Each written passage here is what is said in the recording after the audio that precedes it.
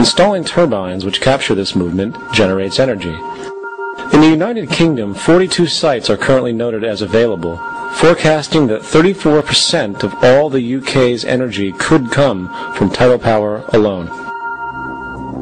Wave power, which extracts energy from the surface motions of the ocean, is estimated to have a global potential of up to 80,000 terawatt-hours a year. This means 50% of the entire planet's energy usage could be produced from this medium alone. Now, it is important to point out that tidal, wave, solar, and wind power requires virtually no preliminary energy to harness, unlike coal, oil, gas, biomass, hydrogen, and all the others. In combination, these four mediums alone, if efficiently harnessed through technology, could power the world forever. That being said, there happens to be another form of clean, renewable energy which trumps them all: geothermal power.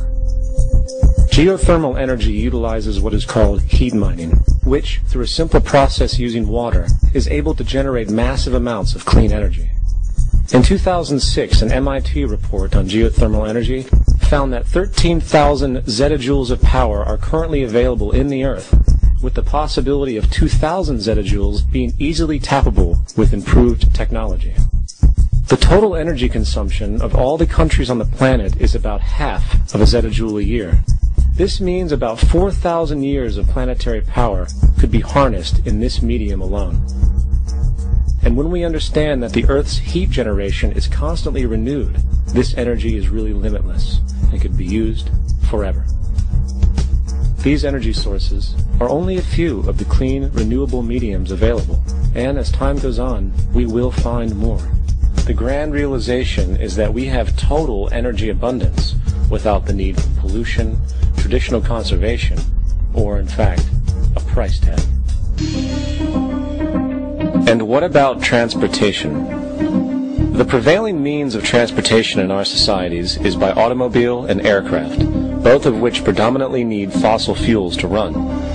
In the case of the automobile, the battery technology needed to power an electric car that can go over 100 miles an hour for over 200 miles on one charge exists, and has existed for many years.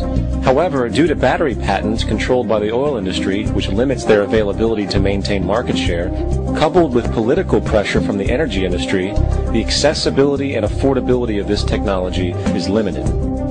There is absolutely no reason other than pure, corrupt profit interest that every single vehicle in the world cannot be electric and utterly clean, with zero need for gasoline.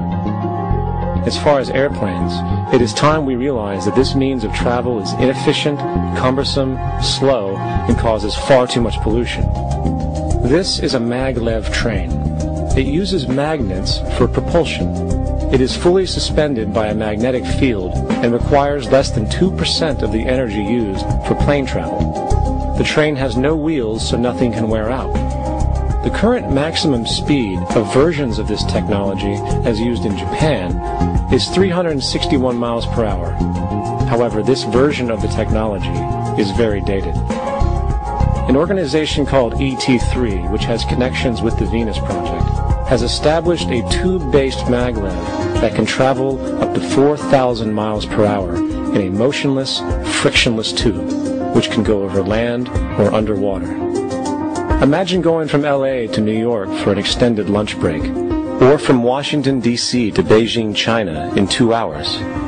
This is the future of continental and intercontinental travel. Fast, clean, with only a fraction of the energy usage we use today for the same means. In fact, between maglev technology, advanced battery storage, and geothermal energy, there would be no reason to ever burn fossil fuels again.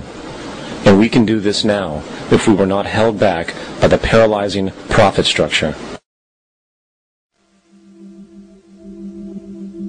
Now, America is inclined toward fascism. It has a propensity, by its dominant philosophy and religion, to uphold the fascist point of view.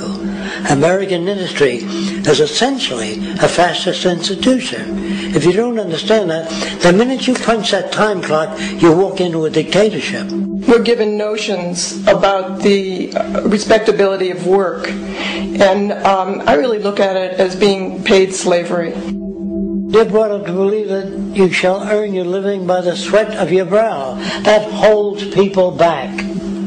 Freeing people from drudgery, repetitive jobs which make them ignorant. You rob them. In our society, that is a resource-based economy, machines free people.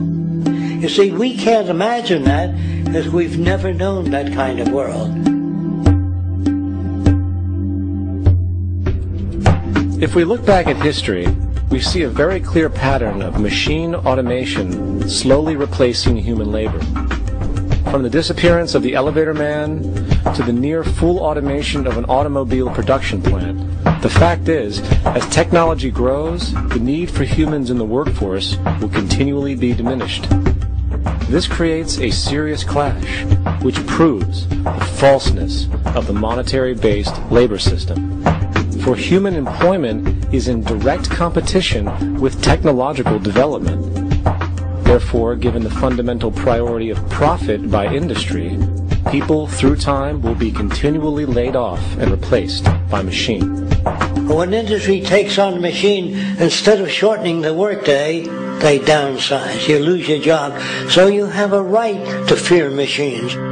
In a high-technology, resource-based economy, it is conservative to say that about 90% of all current occupations could be phased out by machines, freeing humans to live their life without servitude, for this is the point of technology itself. And through time, with nanotechnology and other highly advanced forms of science, it is not far-fetched to see how even complex medical procedures could be performed by machines as well, and based on the pattern, with much higher success rates than humans get today. The path is clear, but our monetary-based structure, which requires labor for income, blocks this progress. For humans need jobs in order to survive. The bottom line is that this system must go, or we will never be free, and technology will be constantly paralyzed. We have machines that clean out sewers. It frees a human being from doing that. So look at machines as extensions of human performance. Furthermore, many occupations today will have simply no basis to exist in a resource-based economy, such as anything associated with the management of money, advertising, along with the legal system itself. For without money, a great majority of the crimes that are committed today would never occur. Virtually all forms of crime are a consequence of the monetary system, either directly or by neuroses inflicted through financial deprivation. Therefore, laws themselves could eventually become extinct. Instead of putting up a sign, drive carefully, slippery when wet. Put abrasive in the highway so it's not slippery when wet. And if a person gets in a car that's drunk and the car oscillates a great deal, there's a little pendulum that swings up and back and that'll pull the car over to the side. Not a law. Solution. Put sonar and radar in automobiles so they can't hit one another. Man-made laws are attempts to deal with occurring problems, and not knowing how to solve them, they make a law. In the United States, the most privatized, capitalist country on the planet, it should come as no surprise that it also has the largest prison population in the world, growing every year. Statistically, most of these people are uneducated and come from poor, deprived societies.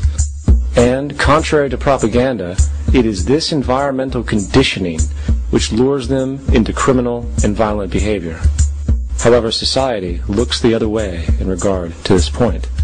The legal and prison systems are just more examples of how our society avoids examining the root causes of behavior. Billions are spent each year on prisons and police, while only a fraction is spent on programs for poverty, which is one of the most fundamental variables responsible for crime to begin with.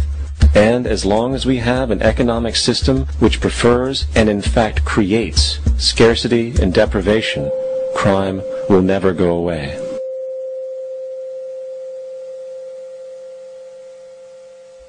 If if people have